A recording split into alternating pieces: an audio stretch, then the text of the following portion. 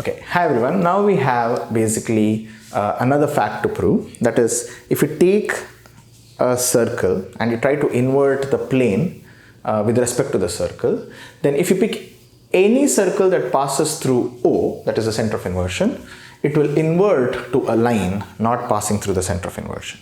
This is what we want to prove now. Okay, so let's set up the notations. You have a circle C with center O and radius K. That's our standard notation. Let omega be any circle that passes through the center of inversion, O. Okay, so omega is some circle that passes through O. Now this circle omega we claim inverts to a line L. Okay, and I'm going to describe what that line L is for you in fact. So the idea is the following: you just draw a diameter OP and extend it. Okay, so P is the diametrically opposite point to O essentially, and let P dash be the inverse of P with respect to the circle C. Alright, now erect a perpendicular line, erect a line L passing through P dash which is perpendicular to OP. Okay, this line L is perpendicular to the line OP and it passes through the inverse point P dash. We claim this line L is the inverse of omega, and because inversion is an involution, okay, it also means that the line L, the circle omega is the inverse of the line L. Okay, if you try to invert all the points on the line L, it will fall onto omega, and if you invert all the points of omega, it will lie on the line L. Alright, so how do we prove this? So let me, in fact, so whatever I said, I've written it precisely in this proposition.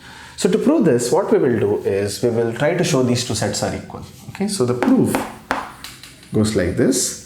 First, I'll pick any point in L and I'll show that it is basically in the inverse. Okay, so let Q dash belong to L. Okay, so pick a point Q dash on L. I'm calling it Q dash because I'm hoping it's going to be the inverse of something. Okay, so now join. What is it going to be inverse of? There's a very clear guess of where the inverse point is, right? Because if indeed that this is the inverse of some point on the circle omega, then that inverse point must lie on the line OQ dash, but it also must lie on the circle, which means it must be the intersection of the circle with OQ dash, right? So we have a good guess of what Q must be. So let's define what Q is. Join OQ dash and let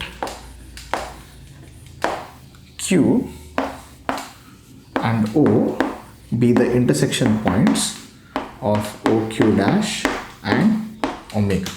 Remember, a line can cut a circle at most 2 points. In fact, can cut it at 1 point as well if it's a tangent. So, and that also can happen. I mean, if, well, that cannot happen actually here at all because you're always taking a diametrically opposite point and then joining. Okay, so let OQ dash intersection omega be O comma Q. Well, O already exists. We are really defining Q in this notation. Okay, so this is the definition of Q. All right. Okay. So now that we have it, we will claim that Q is essentially the inverse of Q dash. Okay. So to prove that, we have to show OQ into OQ dash is K square. Okay. So we claim Q is the inverse of Q dash, and then we are done. So how do we prove that? To prove that, what we'll do is we're going to join Q to P. Okay, join Q to P. Join QP, and you will see that because OP is the diameter, it's given in the problem, OQP is 90. Okay, join QP. We have angle OQP is 90 degrees. And in fact, join QP, we have OQP is 90 degrees. So you will have OQ into, okay, now we have therefore, okay, now we have this triangle OQP and this triangle OP dash Q dash are similar. So we have and triangle OQP is similar to triangle OP dash Q dash. Okay, so now if you write down the ratio of similarity, you will see OQ by OP is OP dash by OQ dash, which means this implies that OQ into OQ dash is equal to OP into OP dash, And OP into OP dash we know is K square because P dash is the inverse of P. So therefore OQ into OQ dash is also K square. Okay, so we have, therefore Q dash is the inverse of Q. So Q is the inverse of Q, rather Q is the inverse of Q dash. Okay, so what does it mean? Notice Q is on omega. Okay, Q is on omega, and since Q dash is the inverse of Q, Q dash must be on IC of omega. So we started with a point Q dash in L. So finally we can conclude Q dash is on IC of omega. So if you pick any point in L here on the line, if you pick any point on the line, you can show that that point is also the inverse of some point on the circle.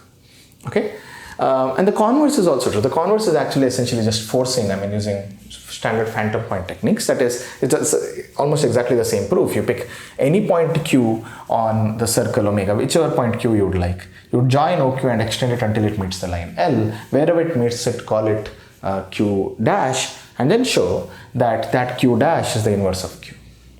Okay, it's the same calculation essentially. Alright, so therefore this proves that a circle passing through O inverts to a line. Okay, and in fact we have described what that line is also if you want to construct. So let's summarize that and observe a couple of things. Okay, so I'm going to erase this proof now. Okay, let's summarize this. Just remember it as, the thing that most people tend to remember about this is that a circle passing through origin inverts to a line not passing through origin. Conversely, any line that is not passing through origin inverts to a circle passing through origin. That's how you remember it. Okay, but here is a nice corollary. This proof is very general. Although I drew a circle which is completely inside, this proof is actually very general, because the what happens, I'm not going to write the statement, but let's draw it out for you. Imagine the situation where the circle was not entirely inside. What if you have a circle that is passing through O but it's not entirely inside? Well, if it's not entirely inside, it either touches or cuts the given circle. So supposing you have a circle like this, and let's say this is the origin, this is the center of inversion. Okay, now we know one very nice thing. Notice that we know that this circle from this thing that we proved should invert to a line not passing through origin. Okay, another thing to notice is that if you take these 2 points, okay, where they intersect, these 2 points must be on the circle of inversion itself after inversion, right? Because this circle of they don't move. So all the points on, not just the circle is fixed, more importantly, every point on the circle of inversion is fixed actually, right? So it means these yellow points are fixed when you invert, they don't move. Further, we know this orange line, which is also on the, these two yellow points are on that orange line. These two yellow points are on this orange circle, okay? And we know that under inversion, this orange circle inverts to a line, okay? So we should now have, the inversion should have a line, and we know these 2 points lie on that line, but 2 points determine a line. So in fact, we know what the inverted line is. It's very easy now, right? So this line, the radical axis or the common secant, common chord, this is the inversion. So in other words, this is L and this is omega. Okay. So given any circle that intersects the circle of inversion, the radical axis is basically the inverted circle. Conversely, any line that cuts the circle of inversion, if you try to invert it, it is basically the circle passing through the 2 points of intersection and origin. Okay, there's a unique such circle. Okay, so it's pretty nice that when intersections happen with the line or the circle, we can very easily locate it. When it's not, that's the more interesting situation, and in that case we have it here.